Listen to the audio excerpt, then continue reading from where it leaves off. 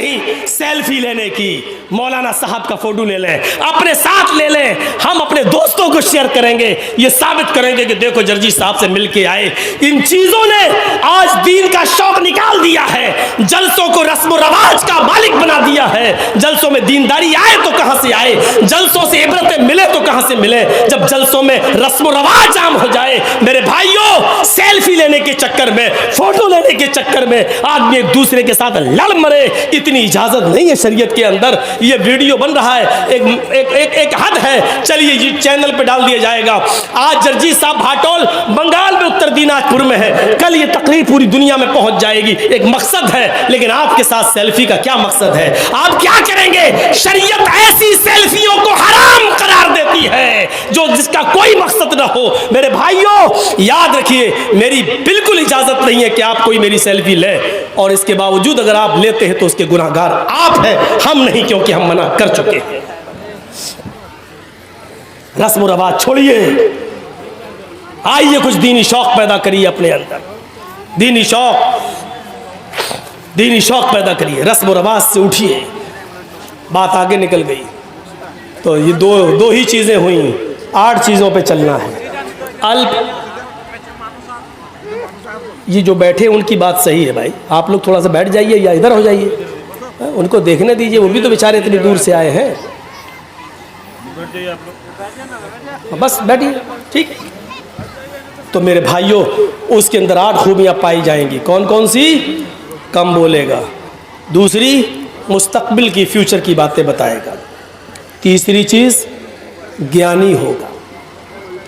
ज्ञानी, अल्लाह के रसूल सल्लल्लाहु अलैहि वसल्लम को तो अनपढ़ कहा जाता है, उम्मी, और महाभारत कह रही हो ज्ञानी होंगे।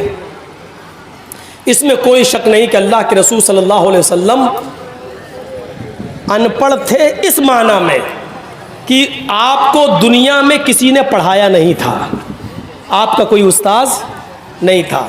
जब आपको ये कहा जाए कि उम्मी थे तो उसका 2 माना है।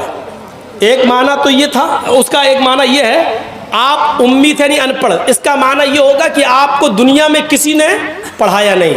लेकिन अनपढ़ का मतलब ये नहीं है, नऊज़ बिल्लाह, अनपढ़ की 2 किस्में होती हैं। एक तो ये होता है कि वो अनपढ़ है बेचारा, जानता, पढ़ा नहीं है, उसको उसके माँ बाप ने पढ़ाया नहीं, लेकिन वो जाहिल नहीं है, वो बड़ी अक्लमंदी की बातें करता है, शऊर की बातें करता है, अच्छा बिजनेस भी चला रहा है और कायदे से बैठता भी है, कायदे से बात भी करता है। तो लोग क्या कहते हैं, पढ़ा लिखा ज़रूर नहीं है लेकिन कायदे का है, तमीज़ का है।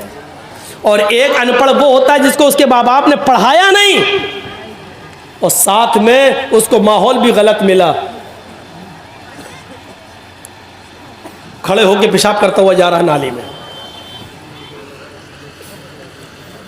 1-2 बच्चे, हम बताएंगे नहीं कहाँ के, ऊपर छत पे खड़े होकर देखता कोई आदमी गुजर रहा, वहीं से उन्होंने चड्डी उतारी, पेशाब कर दिया, उसके सर पे गिर रहा। हम लोगों के साथ ऐसा हो चुका है। तो एक ये होता है कि पढ़ाया नहीं माँ बाप ने, दूसरा अनपढ़ भी बनाया। अल्लाह के रसूल सल्लल्लाहु अलैहि वसल्लम इस माना में अनपढ़ थे कि दुनिया में किसी ने आपको पढ़ाया नहीं, लेकिन अल्लाह के रसूल सल्लल्लाहु अलैहि वसल्लम बहुत बड़े आलिम थे, आपसे बड़ा आलिम कोई था ही नहीं। जब ये कहा जाए कि आलिम थे तो फिर पढ़ाने वाला कौन, तो उसका माना ये होगा कि अल्लाह के रसूल सल्लल्लाहु अलैहि वसल्लम को अल्लाह ने पढ़ाया, और जिसको अल्लाह ने पढ़ाया हो उससे बड़ा कोई आलिम हो सकता है? नहीं। अनपढ़ थे, दुनिया में किसी ने नहीं पढ़ाया, लेकिन आपसे बड़ा कोई आलिम नहीं था। क्यों? क्योंकि अल्लाह ने पढ़ाया। और ख़ुद अल्लाह ताला ने फरमाया, सूरह आला पढ़िए, सूरतुल आला पढ़िए, और देखिए क्या कहा, सनुक़रिउ का फला तंसा, सनुक़रिउ का फला तंसा। आए मोहम्मद सल्लल्लाहु अलैहि वसल्लम, हम आपको ऐसा पढ़ाएंगे कि आप भूलेंगे नहीं। क्या कहा अल्लाह ने? हम आपको ऐसा पढ़ाएंगे कि आप भूलेंगे नहीं। तो अल्लाह ने क्या कहा? हम पढ़ाएंगे। तो किसने पढ़ाया नबी को? अल्लाह ने। और इंसान को जब पढ़ाता है तो उसका पढ़ाया हुआ सबक इंसान को याद भी रहता है और भूल भी जाता है। मसलन हमें हमारे उस्ताद ने 20 साल पहले क्या पढ़ाया, आज आधा याद है, आधा याद नहीं है। हम आपको क्या पढ़ा रहे हैं अभी, और 1 घंटा 1.5 घंटा 2 घंटा बोलने के बाद आपसे पूछें हमने क्या पढ़ाया आपको, तो आपको बहुत सी बातें याद होंगी और बहुत सी भूल जाएंगे, बहुत सी आप बातें भूल चुके होंगे। क्योंकि इंसान को जब पढ़ाता है तो एक पढ़ाने वाला भी भूल जाता है और जिसको पढ़ाया गया है वो भी बहुत सी बातें भूल जाता है। लेकिन जब अल्लाह किसी बंदे को पढ़ाता है तो अल्लाह तो भूल ही नहीं सकता, और अल्लाह का पढ़ाया हुआ बंदा भी उस सबक को कभी भुला नहीं सकता। सनुकरियों का फला तंसा, आए नबी हम आपको ऐसा पढ़ाएंगे कि आप भूलेंगे नहीं। अल्लाह के नबी को जब अनपढ़ कहा जाए तो इसका मतलब ये हुआ कि किसी इंसान ने नबी को नहीं पढ़ाया। लेकिन जब ये कहा जाए कि अल्लाह के नबी से बड़ा कोई आलिम नहीं, तो इसका मतलब ये है कि अल्लाह के नबी को अल्लाह ताला ने पढ़ाया, और जिसको अल्लाह पढ़ाए उससे बड़ा ज्ञानी कोई हो सकता है? नहीं। तो अल्लाह के रसूल को क्या कहा गया? तीसरी सिफत कि वो बहुत बड़े ज्ञानी होंगे। क्यों ज्ञानी होंगे? क्योंकि जिसको उसका रब पढ़ाए उससे बड़ा ज्ञान किसके पास हो सकता है?